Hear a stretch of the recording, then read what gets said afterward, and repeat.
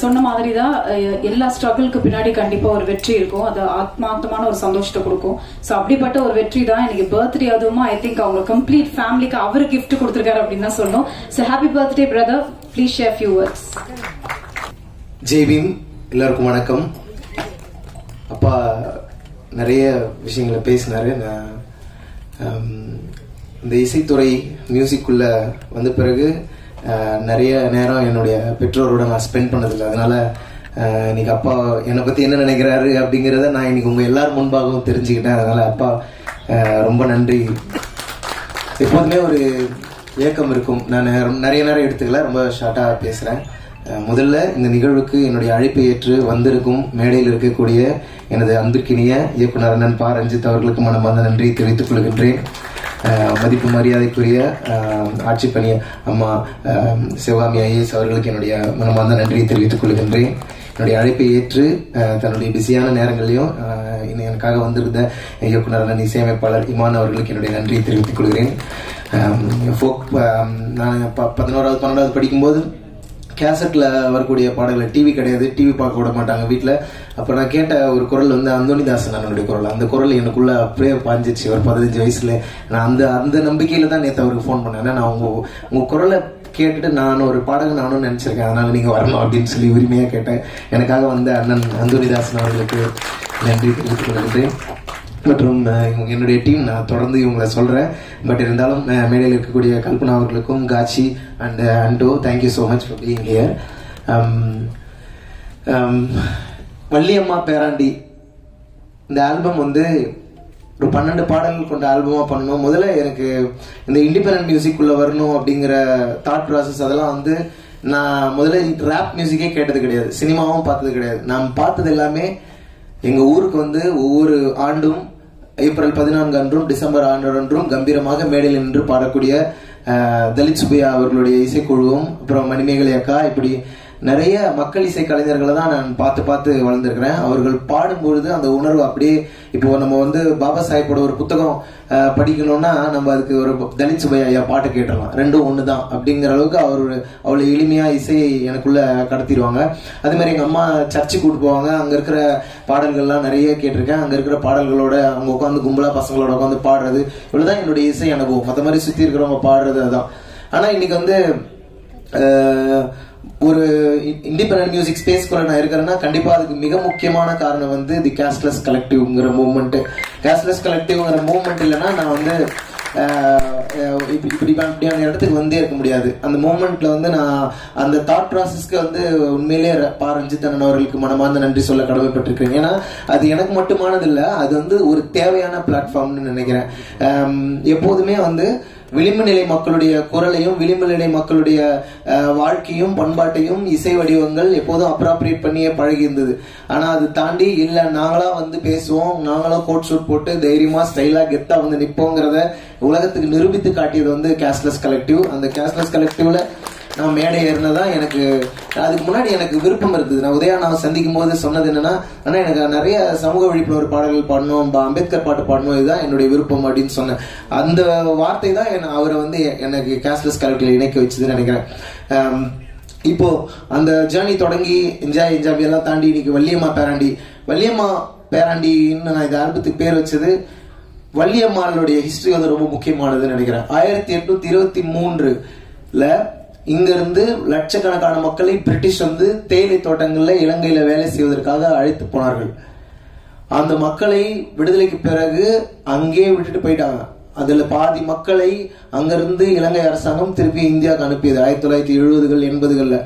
அப்படி குடும்பங்கள் 2ஆக பிரிக்கப்பட்டன, அதாவது கட்டாயமாக பிரிக்கப்பட்டன குடும்பங்கள். அப்படி பிரிக்கப்பட்டு வேறு இழந்து ஊர் இழந்து இந்த ஊருக்கு வந்து மீண்டும் உழைப்பாலும் கல்வியாலும் நேர்மையாலும் முளைத்தெழுந்த ஒரு மகத்தான ஒரு குடும்ப தலைவி தான் வள்ளியம்மாள்.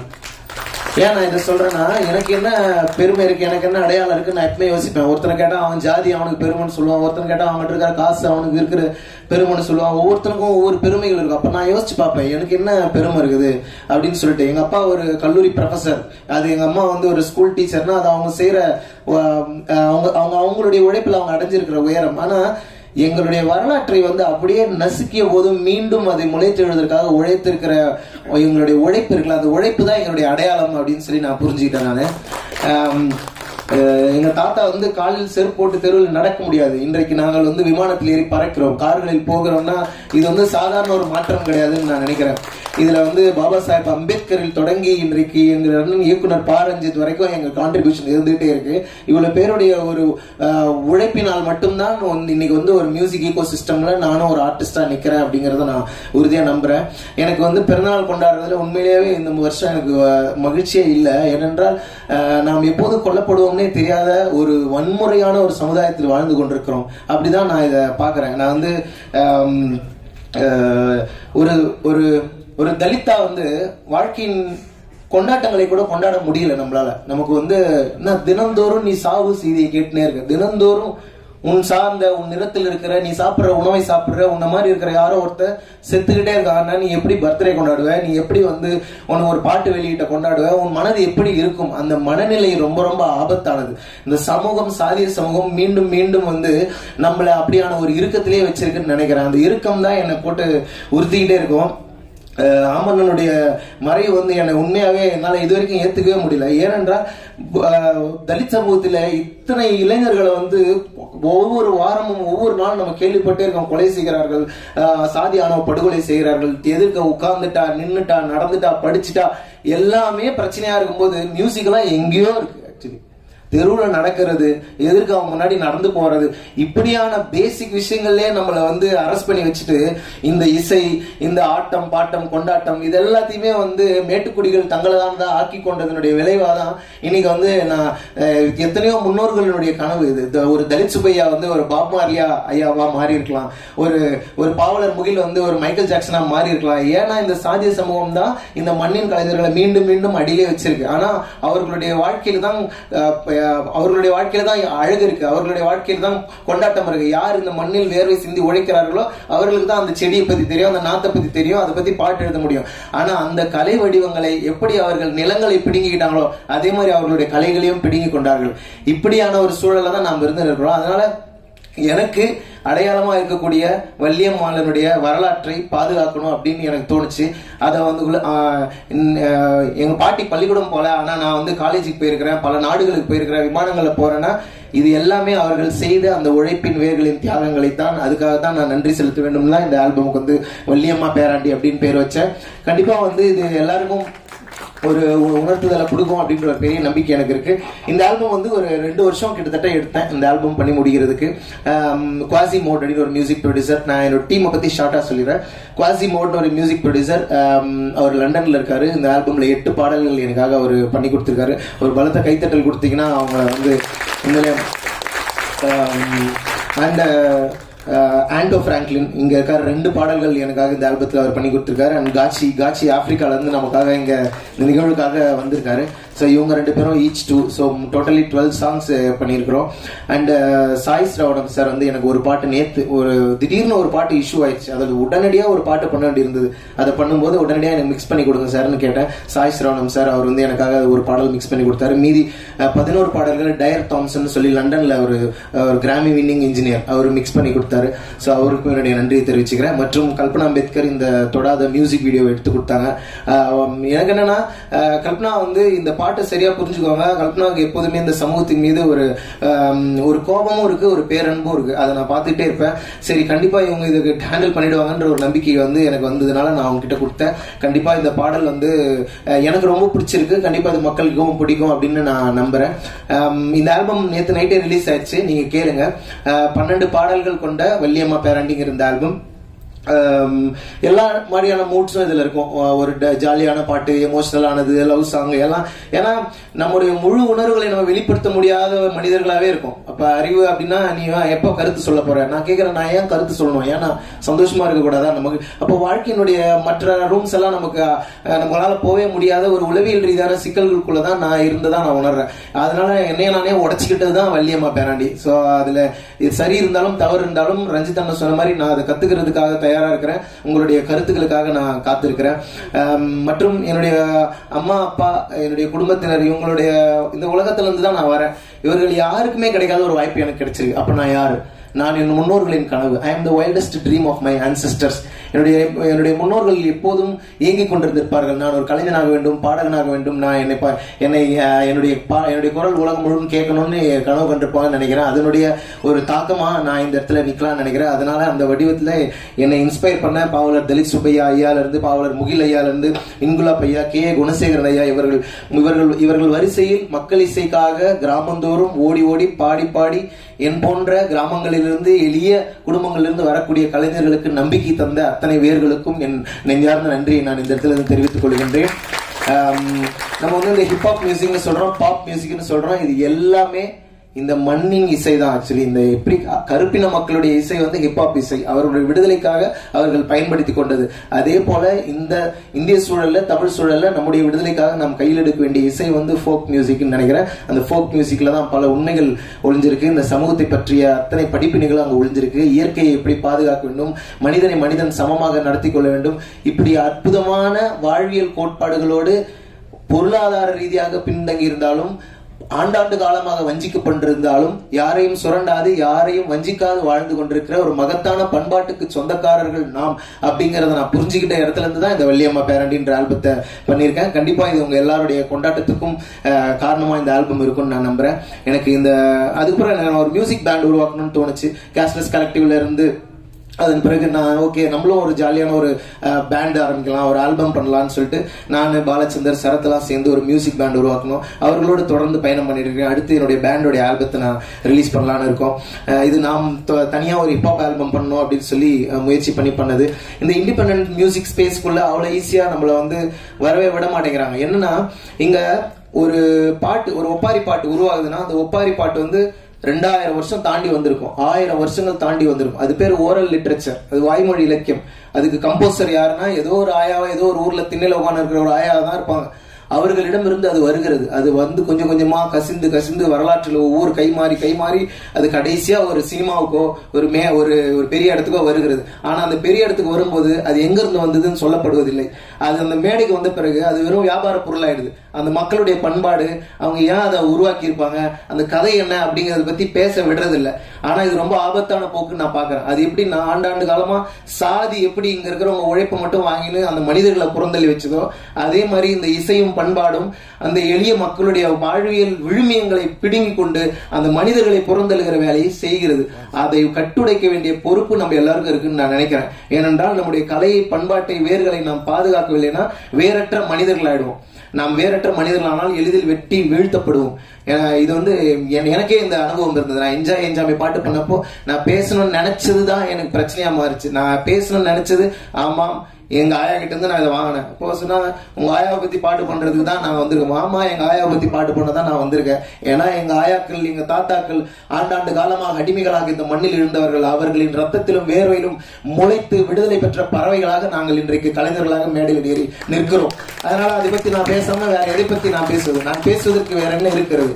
ஏன்னா நான் கற்றுக்கொள்ள தயாராக இருக்கிறேன். ஆனால் யாரையும் ஏமாற்றவோ சுரண்டவோ அதை நான் யோசிப்பேன். எவ்வளவு சுரண்டினாலும், எவ்வளவு ஒடுக்கப்பட்டாலும் நம்ம கிட்ட ஒரு அறம் இருந்துட்டே இருக்கு. அந்த அறத்தை எனக்கு கற்றுத்தந்தவர் வள்ளியம்மா, பாட்டி, எங்க அம்மா, இவர்கள் எல்லாம். எங்க பாட்டி வந்து ஒரு நாள் எங்க ஸ்கூல்ல வந்து ஒரு நாள் இப்படி சொல்லிட்டாங்க, உனக்கு படிப்பே வராது, அந்த ஜாதியில பிறந்தாதான் படிப்பு வரும், உனக்கு வராது அப்படின்னு சொல்லிட்டாங்க.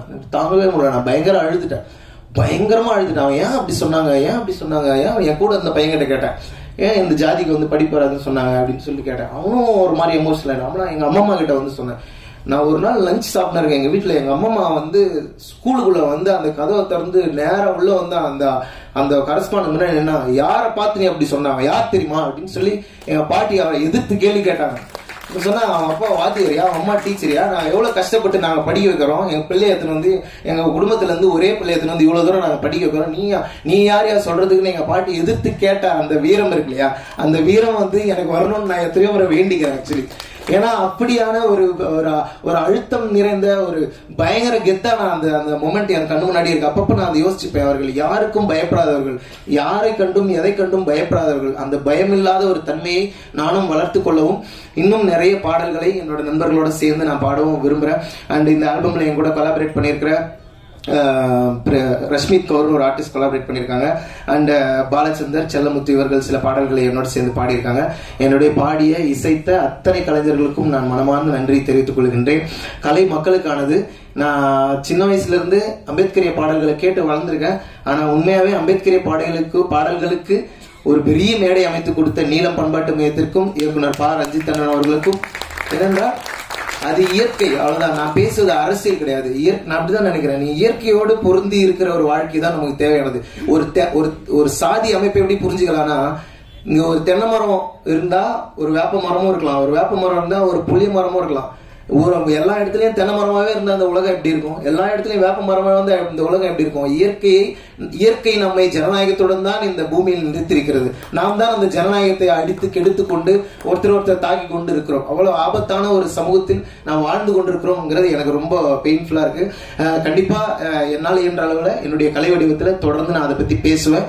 இந்த ஆல்பம் முழுக்க அதை பத்தி பேசல, இது ஒரு கமர்ஷியல் ஆல்பமா இருந்தாலும் என்னுடைய உள்நோக்கத்தை இந்த ஆல்பம் கண்டிப்பா உங்ககிட்ட கொண்டு வந்து கடத்துன்ற நம்பிக்கையோடு நான் எதாவது விடுபட்டு மன்னிச்சுக்கோங்க. அண்ட் சோனி மியூசிக் ரொம்ப நன்றி சொல்ல கடமைப்பட்டிருக்கேன். நிறைய பேருக்கு இந்த ஆல்பம் நான் போட்டு காமிச்சேன். ஆனா சோனி மியூசிக் வந்து என்ன எப்பவுமே நான் ஒரு விஷயம் யோசிப்பேன், அவங்க என்ன ட்ரீட் பண்றதுல இருந்து தான் நான் அவங்கள வந்து ஃப்ரெண்டாகவே தொடங்குவேன். அவங்க என்ன சொல்றாங்க, என்ன நம்பிக்கை கொடுக்குறாங்க, வார்த்தை அதெல்லாம் கிடையாது. அவங்க என்கிட்ட பழகிற விதம் தான் எனக்கு ரொம்ப முக்கியமா படும். என்னை ரொம்ப அன்போடவும் கனிவோடவும் என்னோடு உரையாடி இந்த ப்ராஜெக்டை ஒரு லான்ச் வரைக்கும் கொண்டு வந்து சேர்த்திருக்கிற சோனி மியூசிக் சவுத்துக்கு என்னுடைய மனமார்ந்த நன்றிகளை தெரிவித்துக் கொள்கின்றேன்.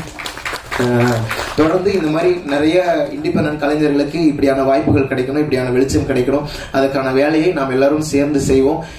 கலையை வெறும் பொழுதுபோக்காக மட்டுமில்லாமல் ஒரு சமூக மாற்றத்துக்கான கருவியாக நாம் கையில் ஏந்த வேண்டிய தருணத்தில் நாம் இருக்கிறோம். வேற வழியே இல்லை.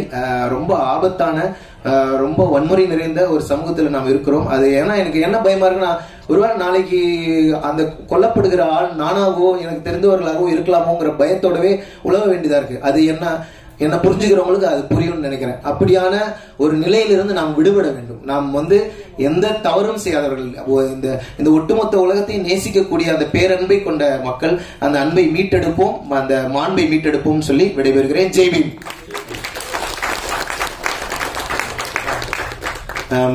மற்றும் நான் ஒரு சின்ன இது மறந்துட்டேன். என்னுடைய நான் பேர் படிச்சிடறேன், சாரி.